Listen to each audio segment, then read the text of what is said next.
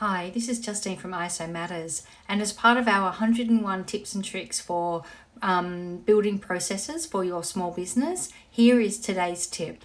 So you want to try and keep it as simple as possible and avoid overcomplicating your processes.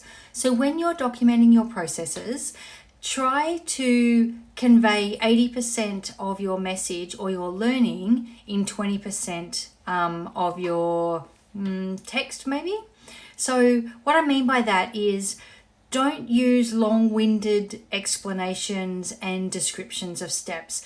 Try and use just a single sentence, or even better, just a couple of words. So for example, when you're sending an email, so rather than saying send email to client blah blah blah with blah blah blah in it, right? What you might just say is send email to client using X template.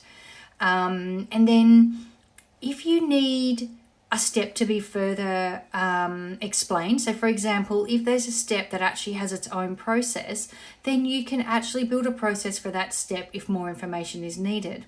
The risk of putting in too much information is that you can confuse and overwhelm the person who's trying to follow that process. So really think about more is less in process building. But again, make sure you run it through your team to make sure that you haven't gone too far the wrong way and that you haven't provided enough information, or you do have that assumed knowledge.